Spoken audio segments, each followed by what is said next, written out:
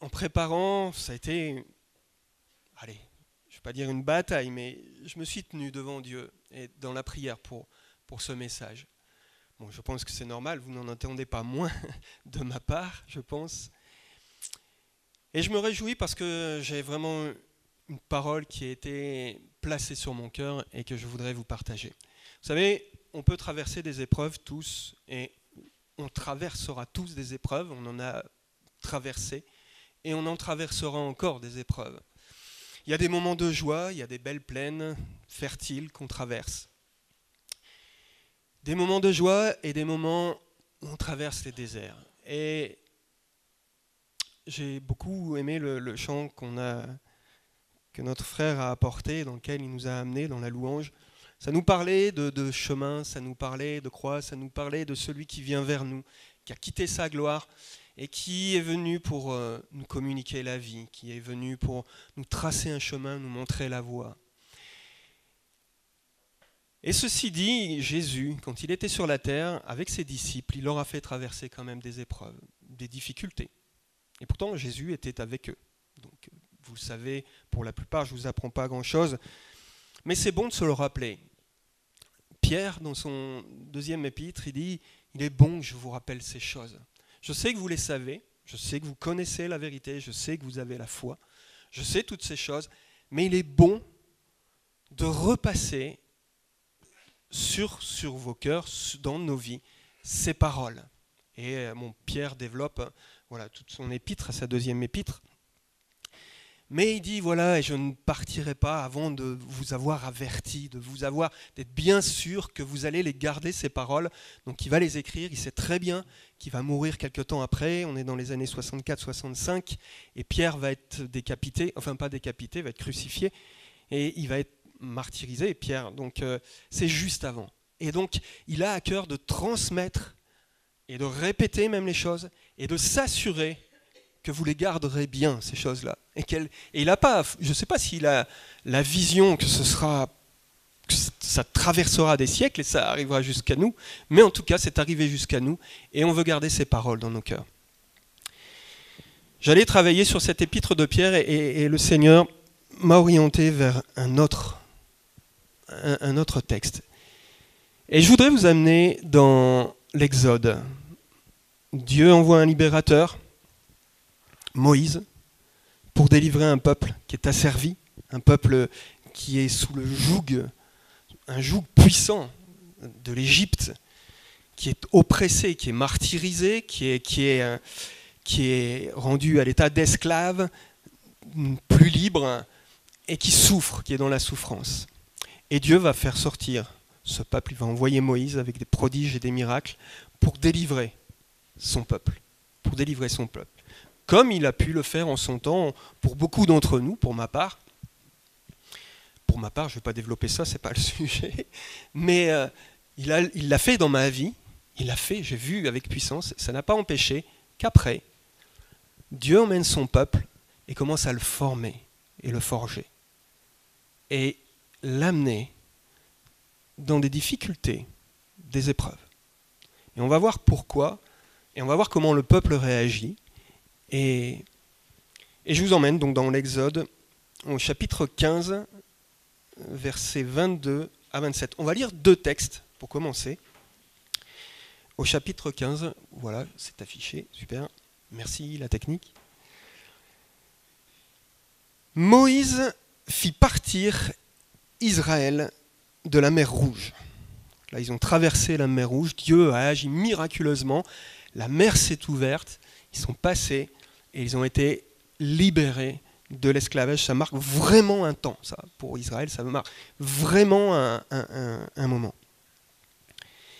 Ils prirent la direction du désert de Chour, et après 3 journées de marche dans le désert, ils ne trouvèrent point d'eau. Ils arrivèrent à Mara, mais ils ne purent pas boire l'eau de Mara parce qu'elle était amère. C'est pourquoi ce lieu fut appelé Mara. Le peuple murmura contre Moïse en disant « Que boirons-nous » Et Moïse cria à l'Éternel, et l'Éternel lui indiqua un bois qu'il jeta dans l'eau. Et l'eau devint douce. Ce fut là que l'Éternel donna au peuple des lois et des ordonnances. Et ce fut là qu'il le mit à l'épreuve. Il dit, si tu écoutes attentivement la voix de l'Éternel ton Dieu, si tu fais ce qui est droit à ses yeux, si tu prêtes l'oreille à ses commandements, et si tu observes toutes ses lois, je ne te frapperai d'aucune des maladies dont j'ai frappé les Égyptiens, car je suis l'Éternel qui te guérit. Ils arrivèrent à Élim, où il y avait 12 sources d'eau et 70 palmiers. Ils campèrent là, près de l'eau. Toute l'assemblée des enfants d'Israël,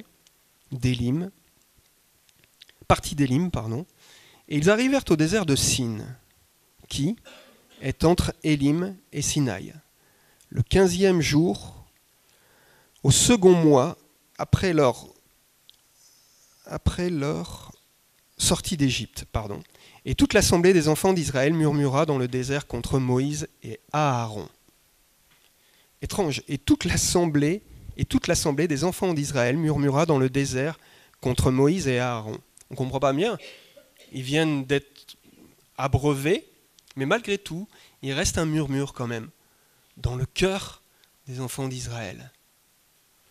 On va lire un deuxième texte dans Exode 17, 1 à 11. Exode 17, 1 à 11.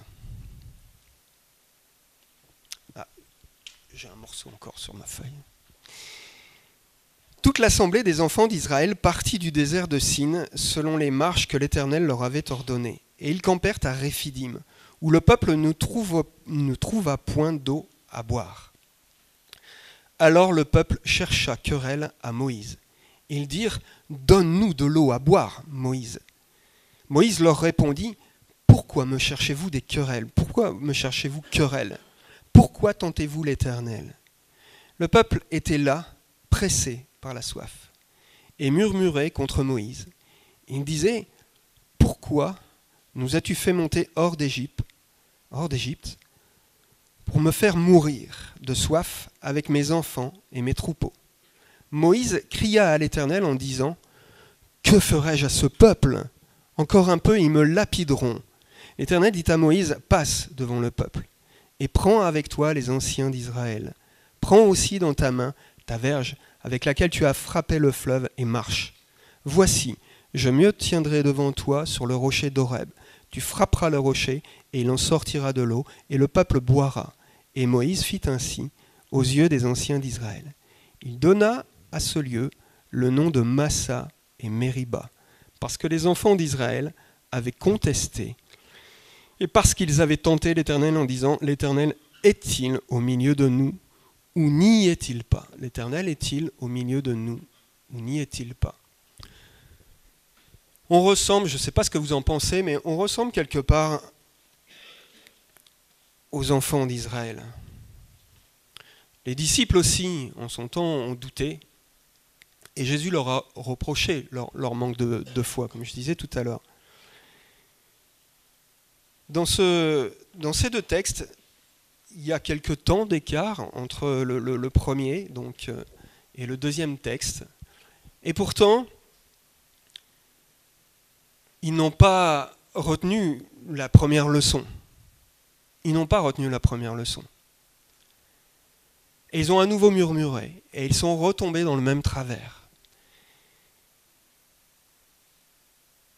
Moïse est en train de procéder à leur libération. Il est en train de les amener vers la terre promise. Il est en train de les sortir de l'esclavage. Et ce qu'il ne comprend peut-être pas non plus, Moïse, et je ne sais pas si à l'époque il avait la perception de ces choses-là, mais c'est que Dieu est en train de libérer son peuple, mais aussi de former son peuple, de le forger, de forger son cœur, de forger son cœur. Peut-être que vous êtes dans l'épreuve et peut-être que vous êtes aussi dans le doute et peut-être que comme eux vous vous dites mais Dieu est-il avec moi ou Dieu n'est-il pas avec moi ? Mais les épreuves qui nous arrivent, peut-être une injustice, peut-être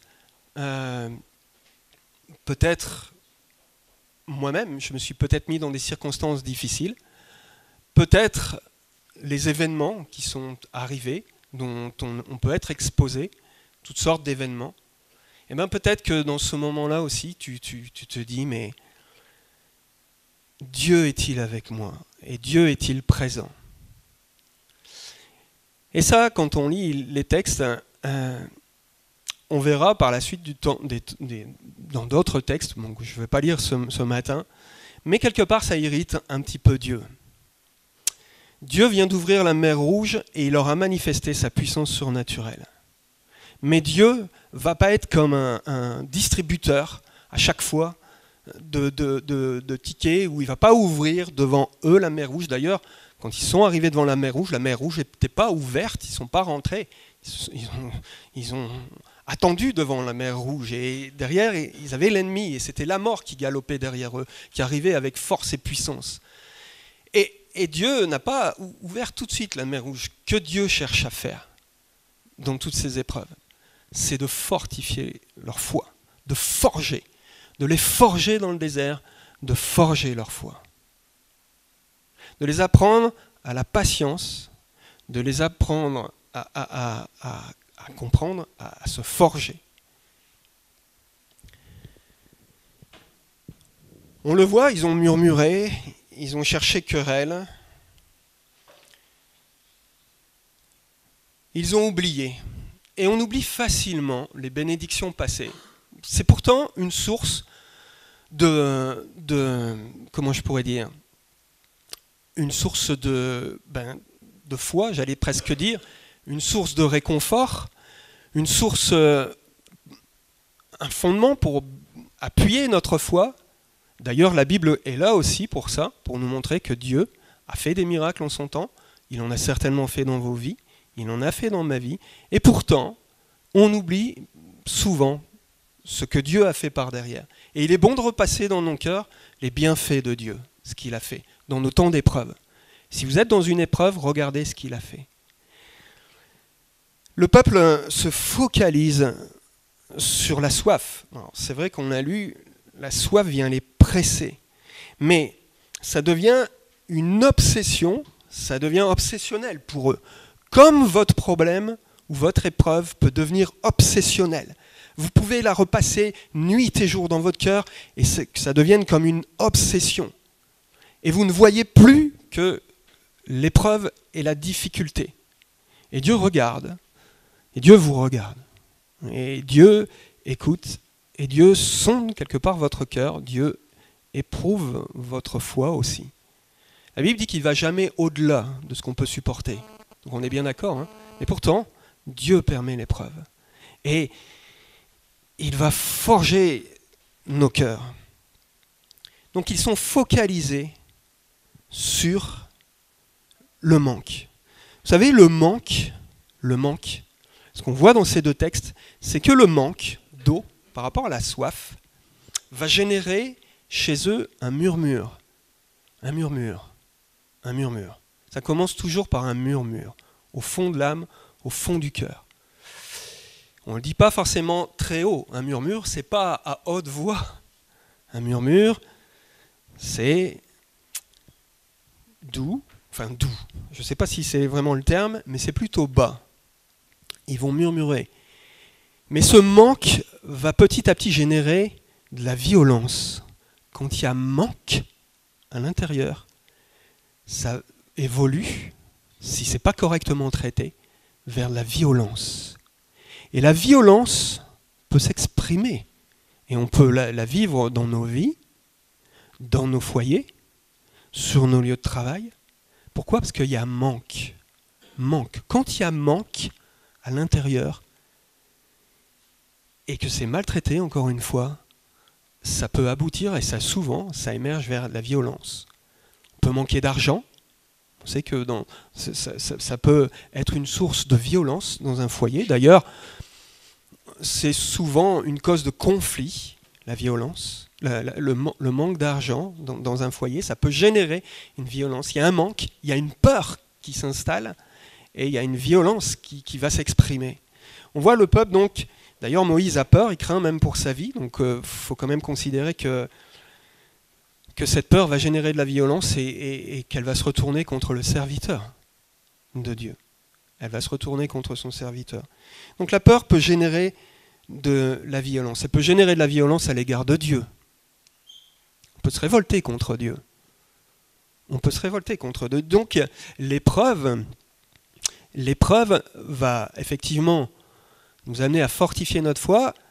Dieu ne va pas aller au-delà de nos forces, mais il va quand même aller assez loin. Assez loin parfois.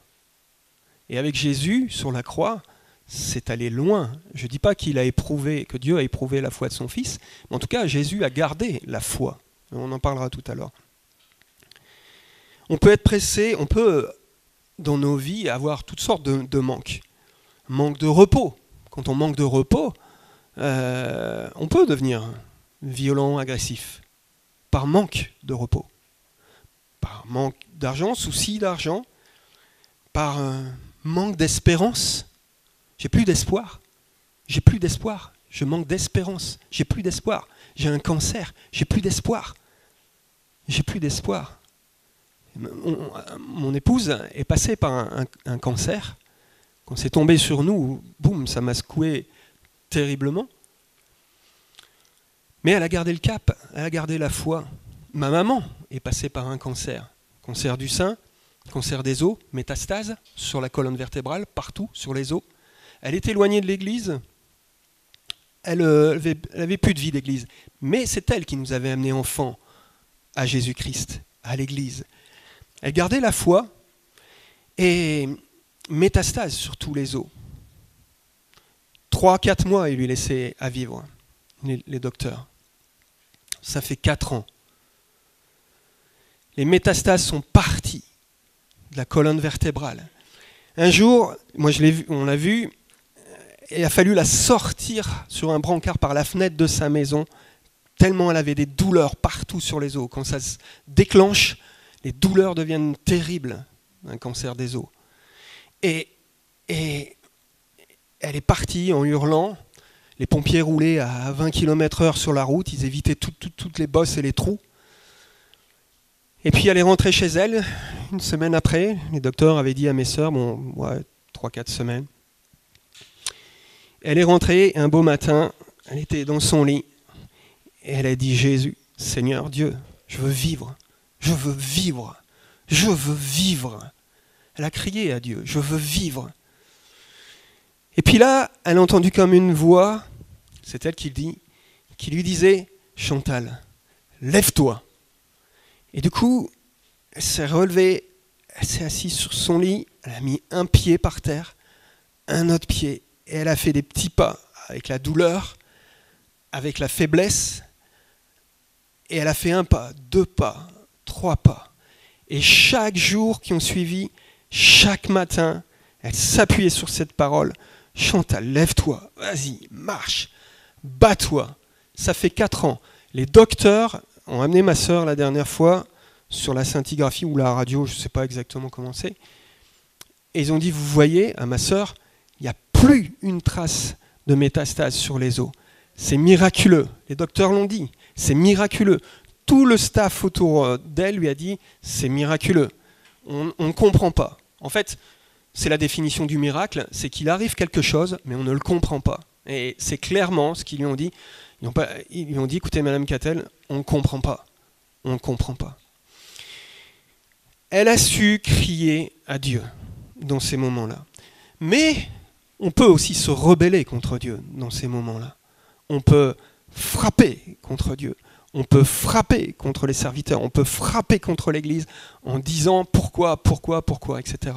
Et Dieu le dit bien à Job, attention que la souffrance ne t'amène pas à la rébellion, à la révolte, au chaos et à la mort, à la destruction. Que tu ne succombes pas dans l'épreuve et que tu ne sois pas emporté par la colère, la révolte. Et c'est un danger. On le voit, c'est un danger. Je vais y venir.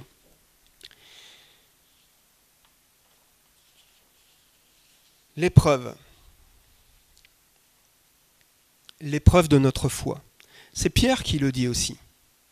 L'épreuve de votre foi, plus précieuse que l'or périssable, qui cependant est éprouvée par le feu, et pour résultat la louange, la gloire et l'honneur lorsque Jésus paraîtra. lui que vous avez aimé sans l'avoir vu, et en qui vous croyez sans le voir encore, vous réjouissant d'une joie ineffable et glorieuse. Votre foi, vous savez, pourquoi Dieu fait ça? Pourquoi Dieu permet ça dans nos vies? Parce que nous sommes sauvés par la foi. Et c'est notre capitale vie, la foi. Dieu regarde la foi, Dieu éprouve la foi, il prouve nos cœurs et nos âmes, parce que c'est notre capitale vie. Parce que c'est la vie. Parce qu'on saisit la vie par la foi, parce qu'on reçoit Jésus par la foi, parce qu'on reçoit la vie de Dieu par la foi. Notre foi est appelée à se muscler quelque part, à se fortifier. Et Pierre le définit bien, le montre très bien dans son épître, la deuxième épître de Pierre. Deuxième épître de Pierre, alors je vais vous le lire, au verset 2 à 8. On va peut-être le raccourcir, mais... Allez, versets 2 à 8. Que la grâce et la paix vous soient multipliées par la connaissance de Dieu et de Jésus notre Seigneur. La grâce et la paix. Ça peut nous servir dans les difficultés et l'épreuve. Que la grâce et la paix vous soient multipliées. Et la paix. On a besoin de paix au sein de l'épreuve, de la tempête. Et on l'a vu, on le voit avec Jésus, on peut recevoir cette paix surnaturelle dans la tempête. Remarquez que Dieu intervient surnaturellement. Et Israël doit apprendre à ne pas regarder aux choses qui l'entourent, aux circonstances et aux faits, mais à regarder à Dieu et à s'attendre au surnaturel. Nous, souvent, dans nos épreuves, on fait les calculs, on cogite, mais au-dessus de nous, il y a un Dieu tout-puissant et qui a les ressources surnaturelles pour intervenir. Surnaturelles. Mais nous, on s'enferme dans ce que l'on voit, dans nos limites, et on tourne en rond dans nos limites, et on se replie sur soi dans nos limites, et sous le poids de notre épreuve. Or, Dieu est tout-puissant et surnaturel. Il regarde, il attend. Il nous apprend la patience. Et c'est pour ça que Pierre, je vais continuer ma lecture, donc deuxième épître de Pierre, 2 à 8, donc verset 3, « Comme sa divine puissance nous a donné tout ce qui contribue à la vie et à la piété, au moyen de la connaissance de celui qui nous a appelés par sa propre gloire et par sa vertu. » Celui qui nous a appelés par sa propre gloire et sa vertu, c'est Jésus-Christ. La gloire nous parle de puissance. La gloire nous parle de rayonnement, de puissance. Et la vertu nous parle de cette force intérieure et morale qu'avait Jésus-Christ. Cette puissance et cette force. Et c'est par cette puissance et cette force que Jésus nous appelle à lui. Que Jésus nous appelle à lui. Il faut lire les évangiles pour voir cette démonstration de puissance et de force qui est en Jésus-Christ. Et cette démonstration, ces vertus et cette gloire nous assurent de sa part les plus grandes et plus précieuses promesses, afin que par elles vous deveniez participants de la nature divine en fuyant la corruption qui existe dans le monde par la convoitise.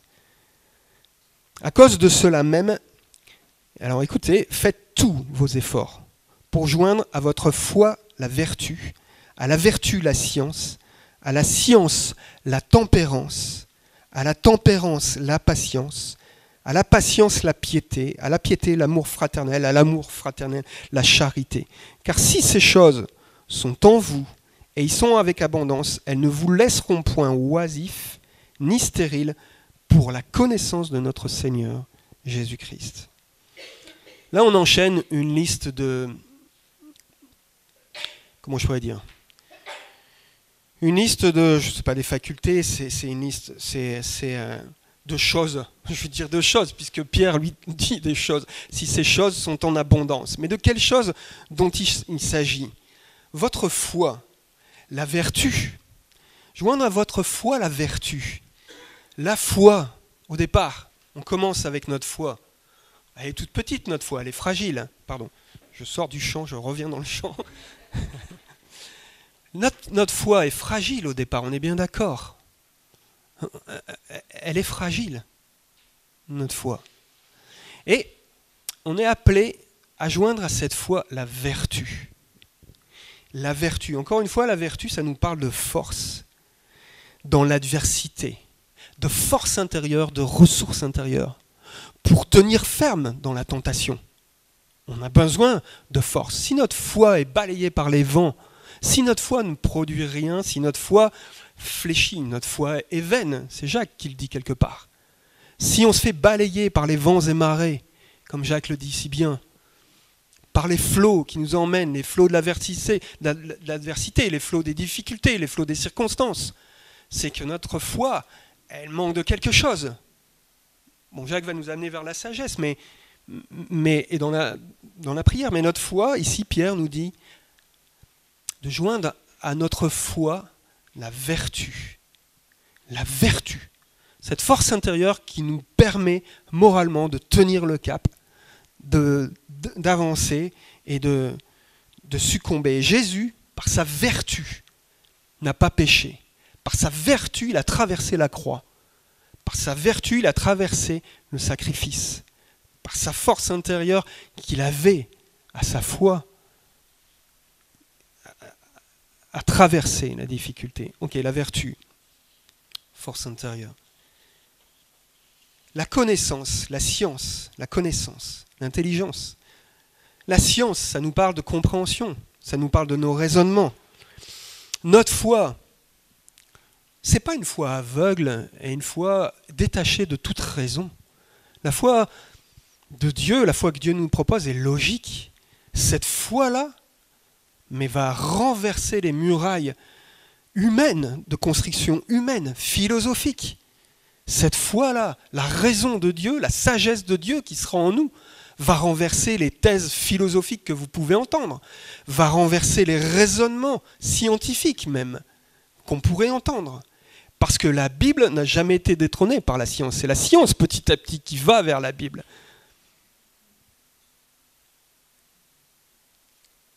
La Bible, Dieu aura le dernier mot.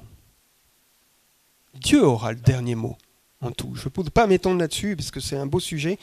Mais la science, la connaissance, notre foi a besoin de connaissance. De connaissance. Et à cette connaissance, Pierre va nous dire, on va joindre aussi, à cette foi aussi, la tempérance. Ça nous parle de la maîtrise de soi.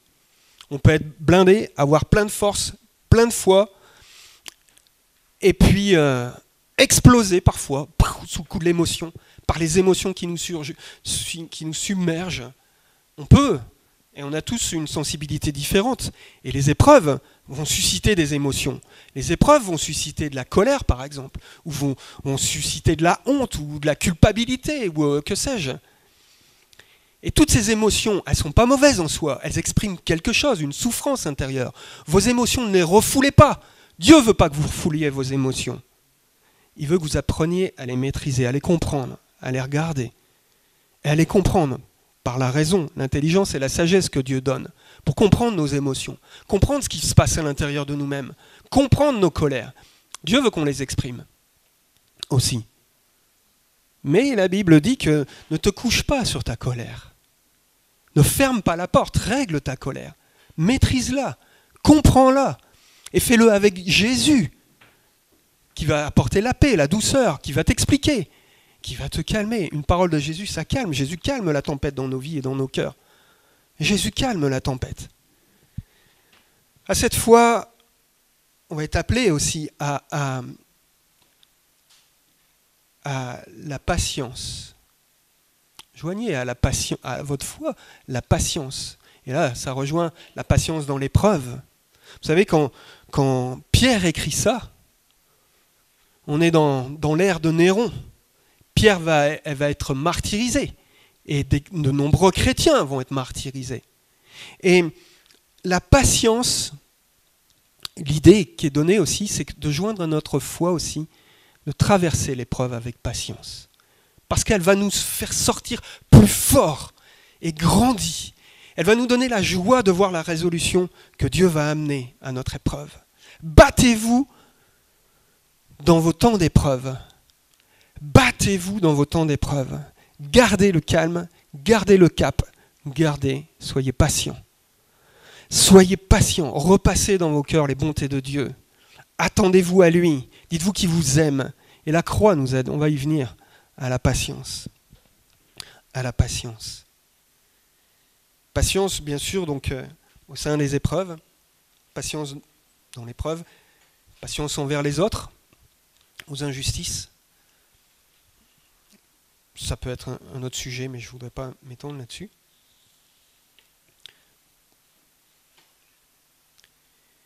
Joindre aussi à ça, à notre foi, la piété. La piété. Qu'est-ce que la piété ? La piété, ça nous parle de notre relation à Dieu, véritablement. La piété, ça nous parle de respect, de reconnaissance, des élans de cœur envers Dieu. Cultiver la piété. La piété. Dieu dira par exemple dans Osée 6,6 « J'aime la piété et non les sacrifices ». Dieu n'attend pas que vous fassiez des sacrifices. Il attend à ce que vous approchiez de lui, que vous fortifiez en lui, que vous grandissiez en lui, que vous fortifiez en lui par la piété. Et la piété, c'est ce que vous faites. La piété, c'est nos réunions de prière. La piété, c'est s'approcher de Dieu. La piété, c'est connaître sa parole aussi. C'est tout ce qui concerne Dieu, lui, sa personne. S'intéresser. Vivre une vie pieuse, c'est vivre à l'écoute de Dieu. C'est s'intéresser à Dieu. C'est chercher Dieu. C'est en faire notre compagnon de route. Je suis persuadé que vous le faites. Et puis, à notre foi aussi, l'amour fraternel, la charité. Ça nous parle des autres.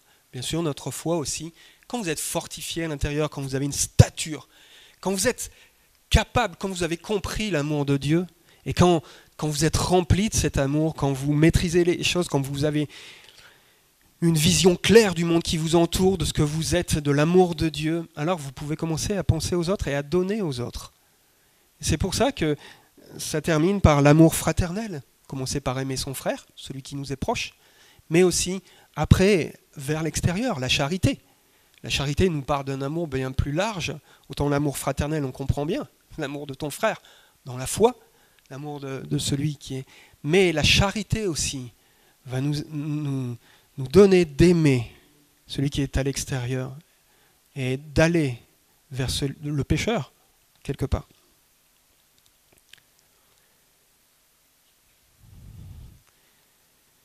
Dans nos épreuves, il y a une multitude de textes qui nous promettent de Dieu, de la part de Dieu, des promesses de Dieu. D'être fidèle et que Dieu nous abreuvera. Vous savez, l'image de l'eau, c'est souvent l'image de la parole dans l'Écriture. Et c'est cette parole qui nous désaltère, qui vient désaltérer notre âme et qui nous donne la paix. Bon, je ne vais pas vous lire tous les versets que j'ai pu mettre, mais ils sont nombreux. Les malheureux et les indigents cherchent de l'eau, et il n'y en a point. Leur langue est desséchée par la soif. Moi, l'Éternel, je les exaucerai. Moi, le Dieu d'Israël, je ne les abandonnerai pas. C'est une promesse de Dieu, les malheureux. Les malheureux, ça peut être nous. On peut passer par une période de malheur. Les malheureux. Eh bien, Dieu s'engage, il promet, je ne vous délaisserai pas. Je ne vous délaisserai pas. Venez. Ésaïe 41, 18, je ferai jaillir des fleuves sur les collines et des sources au milieu des vallées. Je changerai le désert en étang et la terre aride en courant d'eau. Ésaïe 44, 4, ils pousseront comme au milieu de l'herbe, comme les sols près des courants d'eau. Près des courants d'eau. Ésaïe 35, ça c'est une prophétie, Ésaïe 35, 6. Alors les boiteux sauteront comme un cerf, et la langue du muet éclatera de joie, car des eaux jailliront dans le désert et des ruisseaux dans la solitude. C'est peut-être ton âme qui est dans la solitude. Peut-être ton âme qui est dans la solitude. Tu es seul, terriblement seul, sec à l'intérieur de toi-même, vide, sec. Dieu dit, je ferai jaillir des sources d'eau vive de ton âme et de ton cœur. Je ferai jaillir des sources, c'est surnaturel. Toi, tu es dans ton problème. Vous savez, on peut rester enfermé dans ces circonstances. On peut rester enfermé dans son problème. Mais si tu brises ton orgueil, et que tu te mets à genoux devant Dieu, en disant « Voilà ce que je suis ». On l'a chanté tout à l'heure, « Je viens tel que je suis ». Voilà ce que je suis. J'ai besoin de toi. J'ai besoin de toi. Ça demande de briser notre propre orgueil. Ça demande un acte de foi. Ça demande un acte révolutionnaire dans notre vie. C'est de se tourner vers Dieu. Alors que j'étais rebelle toute ma vie, que j'ai méprisé les choses de Dieu, alors que j'ai tourné le dos à Dieu, alors que j'ai de la colère envers Dieu, alors que, qu'est-ce que tu veux, mon ami? Partir vers le chaos? Tout détruire autour de toi? Ta famille, ta vie, ton propre être? Ça fait fléchir les genoux. Fléchir les genoux, c'est ce que Dieu attend aussi de nous. Attention. Et Ésaïe, c'est pas tant, si Ésaïe, attention. Dieu est tout puissant. Dieu est tout puissant. Tout puissant. Il est Dieu, il est saint, il est l'Éternel. Devant lui, on pèse pas beaucoup. La seule chose, c'est son amour. Le seul chemin, c'est d'aller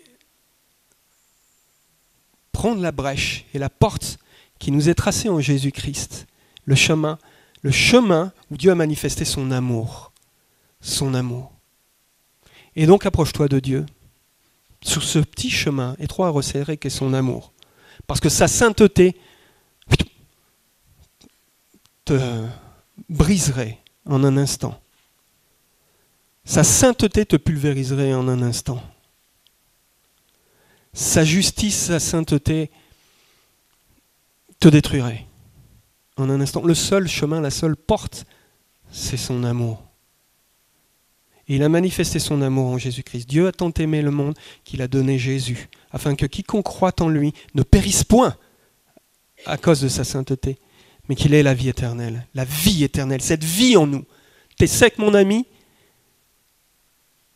et Dieu veut mettre la vie en toi, veut abreuver ton cœur. Amen. Ésaïe 1, 28, 30. Et Dieu met en garde, attention, attention. Dieu est extrêmement patient. Il est patient, par amour. Et Ésaïe dit, mais la ruine atteindra tous les rebelles et les pécheurs, à ceux qui abandonnent l'Éternel, et ceux qui abandonnent l'Éternel périront. Ésaïe 1, 28, 30. On aura honte à cause des térébintes auxquels vous prenez plaisir, etc. Ça concerne Israël en particulier. Mais on peut l'étendre à notre monde, à notre vie, à notre monde. Attention, attention. D'ailleurs, dans l'Épître aux Corinthiens, Paul le dira aux Corinthiens, prenez l'exemple d'Israël. Si ces textes sont là, c'est pour nous enseigner, nous expliquer, nous montrer le chemin, nous avertir, nous montrer la voie. Dieu ne veut pas nous laisser dans l'ignorance. Et Paul, dans l'Épître aux Corinthiens, il dira, mais la plupart d'entre eux, en parlant des Israélites, ne furent point agréables à Dieu, puisqu'ils périrent dans le désert. Ils ont préféré ne pas être agréables à Dieu et mourir dans le désert. La mort. Mourir dans le désert. Ils ont préféré. Certains, pas tous. Or, ces choses, Paul dit, sont arrivées pour nous servir d'exemple, afin que nous n'ayons pas de mauvais désirs comme ils en ont eu. De révolte, de colère. Encore une fois, Dieu veut régler ta colère. Dieu comprend ta colère peut-être. Dieu, en tout cas, veut la régler. Il veut régler les choses. Ésaïe dira aussi, et ça c'est intéressant, écoutez bien, Ésaïe 30, 20, le Seigneur vous donnera du pain dans l'angoisse. Dans l'angoisse. Il vous donnera du pain. Et de l'eau dans la détresse. Ceux qui t'instruisent ne se cacheront plus, mais tes yeux verront ceux qui t'instruisent. Et ça, c'est Ésaïe. j'allais dire le prophète par excellence, mais Ésaïe voit venir ce qui t'instruit. Qui nous instruit? Dieu instruit. Le Saint-Esprit instruit aujourd'hui. Jésus a instruit. Et le Père instruit. Dieu nous instruit. Et Ésaïe prophétise: je mettrai du pain dans l'angoisse et de l'eau dans la détresse, et ceux qui t'instruisent ne se cacheront plus, mais tes yeux verront ceux qui t'instruisent. Ça nous parle de la venue de Dieu en Jésus-Christ sur la terre. Et dans l'angoisse des hommes et des femmes dans leurs circonstances, mais aussi dans ton angoisse, Jésus vient. Jésus vient et Jésus veut se manifester. Ceux qui t'instruisent.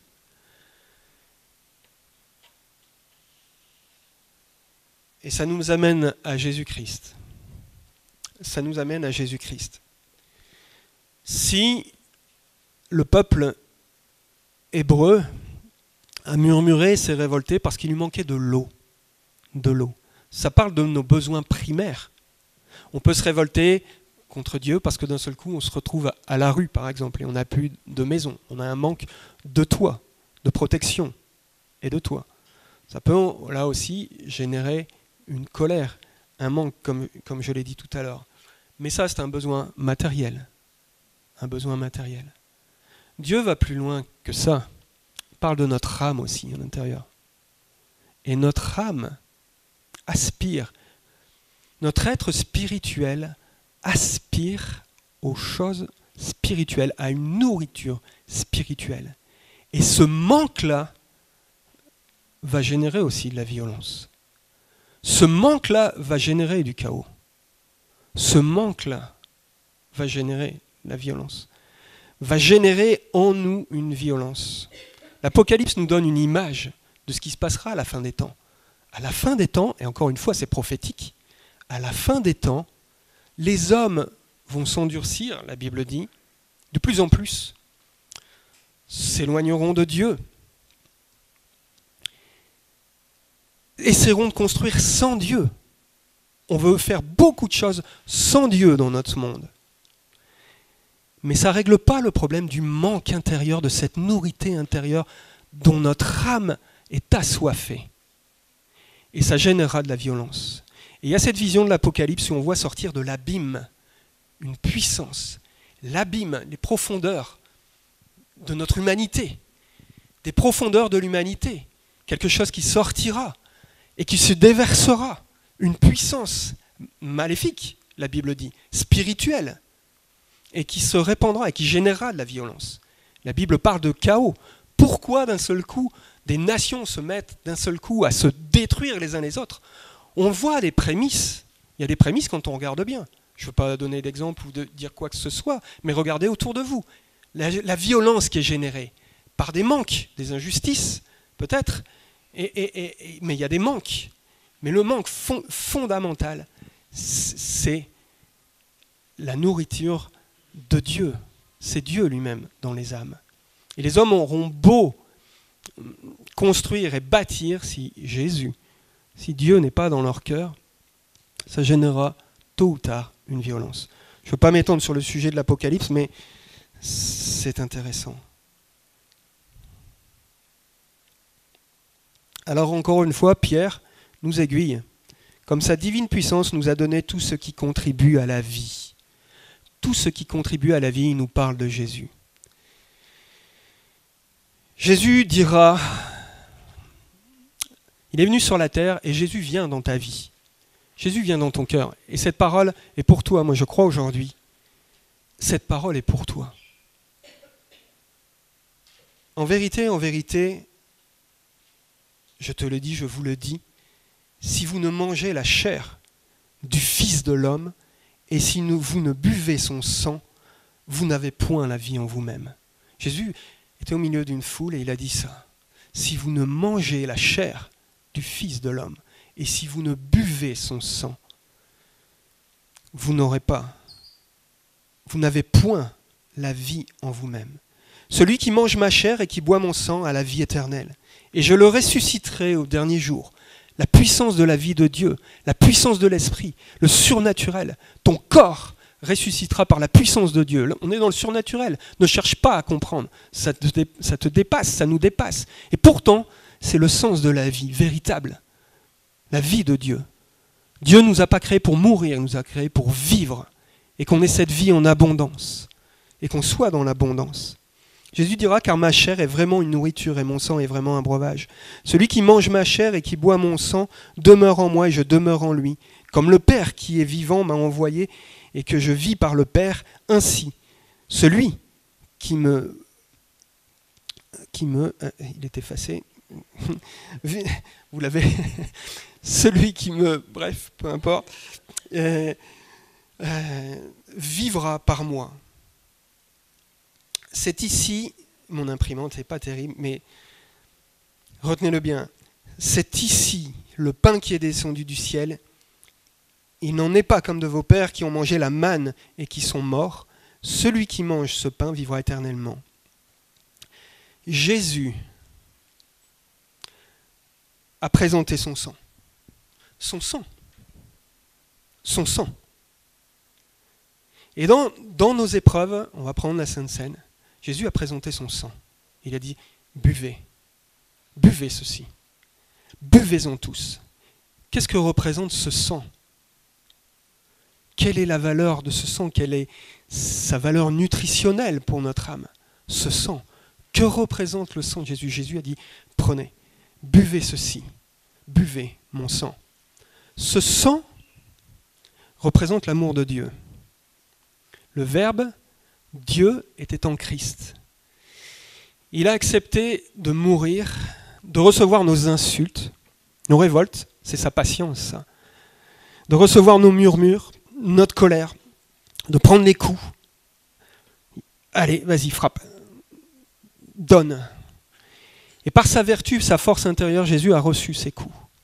Le sang a coulé, et dans ce sang, il y a la puissance de Jésus-Christ, son amour, son esprit qui vivifie. Il a tout donné, comme une brèche s'est ouverte en lui, et que le sang a coulé, et de lui est sorti ce sang. Ce sang pour abreuver, bien sûr, il le dira plus loin, c'est spirituel, mais son sang a coulé. Il dira, mon sang est véritablement un breuvage. Buvez-en tous.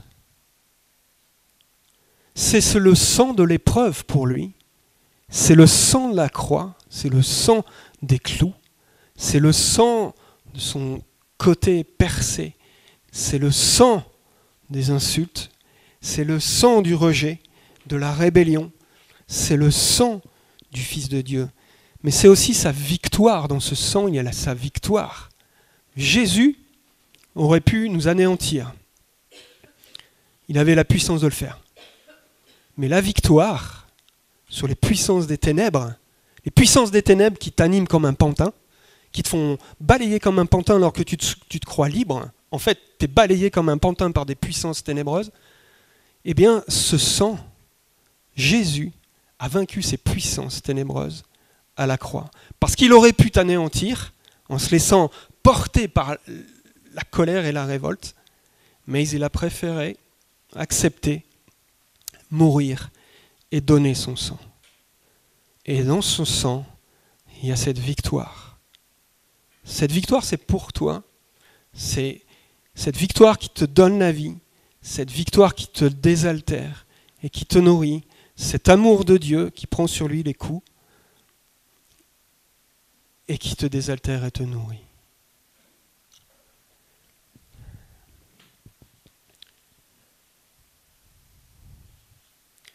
C'est sa force, son esprit. Le sang a coulé et l'esprit s'est répandu.